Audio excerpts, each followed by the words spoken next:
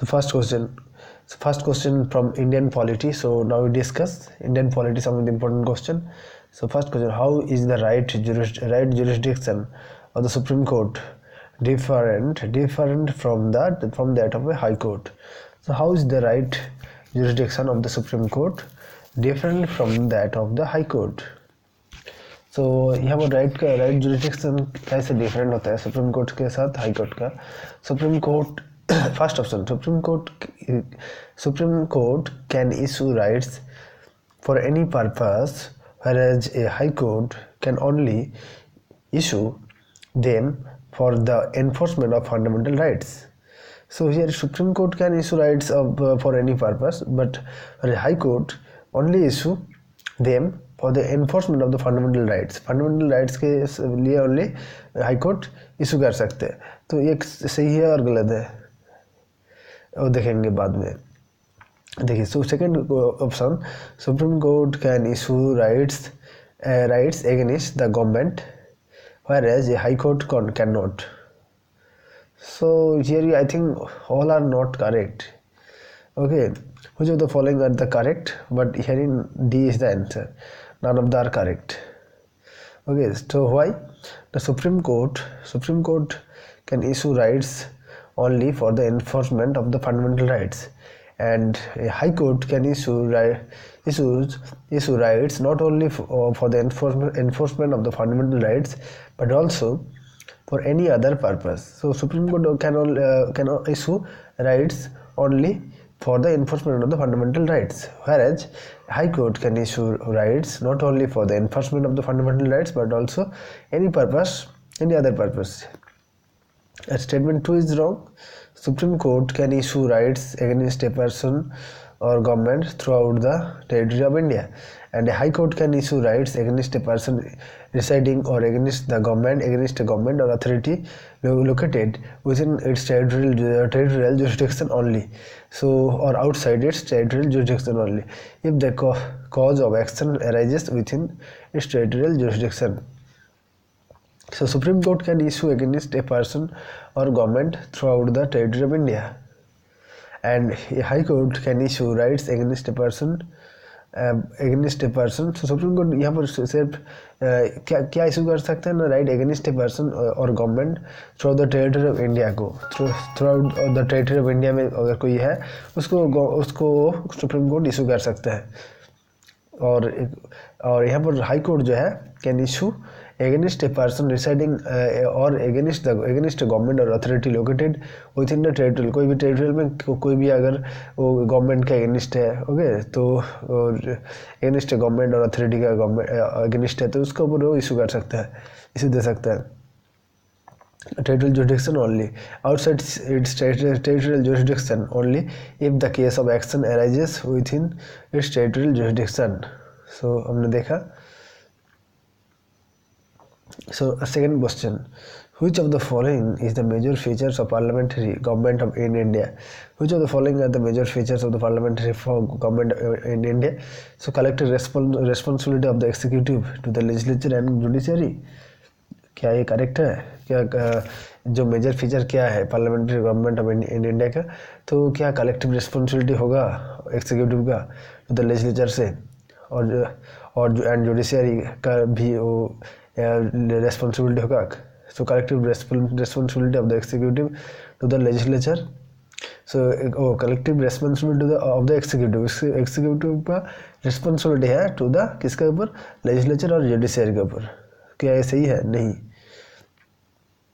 और second, membership of the ministers in the legislature. Yes, it is correct. Membership of the ministers in the legislature. So यहाँ पर it is the main feature of the parliamentary government कि membership of the minister in the legislature. And C, sovereignty of the Indian Parliament, that is the constitution. So it is not related its major features of parliamentary government. And resolution of all parliamentary disputes by the judiciary. क्या resolution करेगा all parliamentary disputes को judiciary ने? No, it is wrong. So our answer is B, membership of the ministers in the legislature. So B is the answer. So here option C is correct. double membership of the is a feature of a parliamentary government of India. Government in India. Double membership is a feature of parliamentary form of government in India. The ministers and members of both the legislature and the executive. So double, please remember, यहाँ पर C is the correct क्यों? क्योंकि double membership of the is a feature of parliamentary form of government. Parliamentary government in India.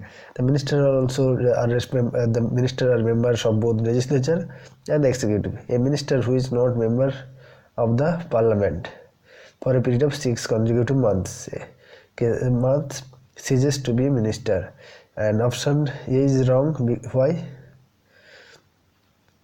Option A is wrong because the ministers are collectively responsible to the parliament in general, to the Lok Sabha, in particular Article 75. So ministers are collectively responsible होगा parliament में in general and to the Lok Sabha के अंदर, in particular Article 75 में वो बोल रहा है. Thus only legislative accountability, executive is not accountable to the judiciary. Thus only legislative accountability हम देख पाएंगे और executive is not accountable to the judiciary. Executive accountable नहीं रहेगा यहाँ पर judiciary के ऊपर. So यहाँ पर only legislative accountability यहाँ पर हम देख पाएंगे. Executive is not accountable to the judiciary. Judiciary can review the action of the executive when challenged. So judiciary review कर सकते हैं action को of the executive when challenged, जब challenge किया जाएगा. And option C and D is wrong. Why? Because parliament is not supreme in India and enjoys limited and restricted powers due to written constitution. Federal system, judicial review and fundamental rights supremacy of the constitution is practiced in India. So supremacy is practiced in India.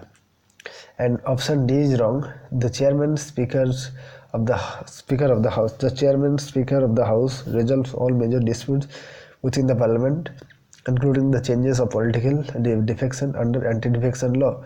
However, in some cases like investigation of scams, election-related disputes, judiciary resolves the dispute. So, जब chairman and Lok Sabha uphold major disputes with the parliament, जहाँ पर including the changes of political defection होगा और कोई भी under anti-defection law के अंदर आएगा, तो in some cases the investigation of scams and election disputes judiciary resolve करेगा. Okay, resolves the disputes. ठीक है. तो next question. So which of the following is 12 provinces had the largest membership of the Constituent Assembly in India? So which of the following, किसका कौन province का है जो largest membership of the Constituent Assembly में India का? तो यहाँ पर होगा यूनाइटेड प्रोविंस का सबसे ज़्यादा membership है Constituent Assembly के अंदर. देखिए बट अदर्स ऑप्शन देखिए यहाँ पर बॉम्बे, वेस्ट बंगाल, मद्रास ये नहीं है क्योंकि both Indian province and princely states they are the members of the constituent assembly of India. Both Indian province and princely state they are the members of the constituent assembly of India. So यहाँ पर members of the former taken together they are greater in number than those of the princely states. United provinces had 55 members. Madras had 49 members. So यहाँ पर देखिए United province के अंदर 55 member है, मद्रास का 49, waste Bengal का 19 एंड बॉम्बे का 21. Out of all the princely states Travancore had the highest membership of 6. तो प्रिंसली स्टेट के अंदर जो ट्रावंकोर है तो उसका सबसे ज़्यादा मेंबरशिप का होगा. अदर प्रिंसली स्टेट्स हैड एक से 4 मेंबर्स होगा इन द कॉन्स्टिट्यूएंट असेंबली के अंदर. तो हमने देखा इस क्वेश्चन के बारे में, तो यूनाइटेड प्रोविंस आंसर होगा. सो नेक्स्ट क्वेश्चन और consider the following about parliament's power to reorganize the states. Parliament's power to reorganize the states. So a state reorganization bill can be introduced in the parliament only with the prior recommendation of the parliament. So which of the following constitute the following with the following about the parliament's power to recognize the states. तो यहाँ पर देखिए state reorganisation bill जो है can be introduce किया जाएगा parliament के अंदर only with the prior recommendation of the president के रिकमेंडेशन के बाद उसको रिकमेंड किया जाएगा, प्रेसिडेंट के रिकमेंडेशन के बाद इंट्रोड्यूस किया जाएगा स्टेट रीऑर्गेनाइजेशन बिल को। ये बात सही है। एंड सेकेंड देखिए the home minister must send the bill to the governor concerned for his ratification. Home Minister, no, it is not correct. Third is if a state legislature unanimously opposed reorganization of the states concerned, the bill is sent to the Supreme Court review. If a state legislature, no, it is wrong. If opposed, so it's not important, not correct. So here just one is the correct. A state reorganization bill can be introduced in the parliament only with the prior recommendation of the president. So देखिए one is the correct. Article 3. So Article 3 lays down two conditions. So a bill contemplating reorganization of states can be introduced in the parliament only with the prior recommendation of the president. And before second is the wrong, because before recommending the president, sorry, and second is Article 3 says that two conditions. First is the prior recommendation to the president is the important. A bill contemplating reorganization of states can be introduced in the parliament only with the prior recommendation of the president. And second is the before recommending, president has to refer the bill to the state. President has to refer the bill to the state legislature concerned for expressing its view with a specific period. So before recommending, president has to refer the bill to the state legislature concerned for expressing its view within specified period. And statement 2 wrong, because referred 2 point above, so it is mainly related rates. And statement 3 is president is not bound by the views of the state legislature.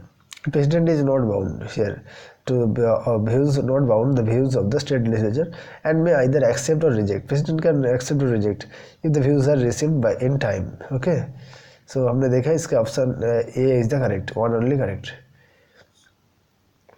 So next question. So equal protection of law granted under Article 14 of the Constitution may imply. So equal protection of law, Article 14 of the Constitution may imply equal treatment of equals under the law. Equal treatment of equals under law. No response in the above law. It is not correct. Absence of arbitrary power. The state not correct. The society operates law. No, it's not correct. But it is related with the 14 related with equal treatment of equals under law. Okay, so B is the correct. देखिए article 14 has two parts, equality before law and equal protection of law. So equality before law if we discuss, so equality before law it is mainly discuss and it is here equal protection of law. Equality before law, it is absence of any special code. Is the absence of any special privileges in favor of any person. Absence of any special privileges in favor of any person. And B is the equal subjection of all persons to be ordinary law of the land. The equal subjection of all persons to the to the ordinary law of the land. And no person is above the law. So all three are described by the equality before law. Absence of any special privileges in favor of any person, and equal subjection of all persons to the ordinary law of the land, and no person is above the law. So it is mainly equality before law. कोई भी व्यक्ति जो law के ऊपर नहीं है. And first is कोई भी absence of any special privileges of any person. Okay, absence होगा. And equal subjection of all persons to the ordinary law of the land. So and our second part is equal protection of laws, connect equal of treatment under equal circumstances both in the privileges conferred and liability imposed by the law. So equal treatment होगा under equal circumstance में and privileges में and conferred and liabilities imposed by the law and by the similar application of the same laws to all persons who are similarly situated.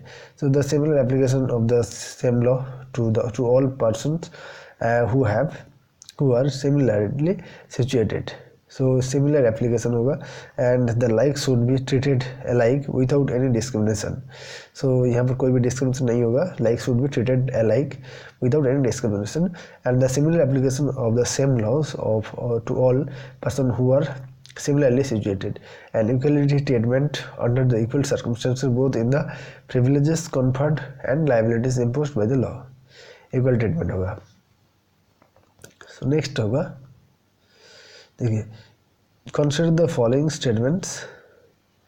Which of the following are correct? So which of the provisions above were made which of the following acts? So ये जो दिया हुआ है इस line, तो ये कौन से एक्ट के अंदर आते हैं, ठीक है.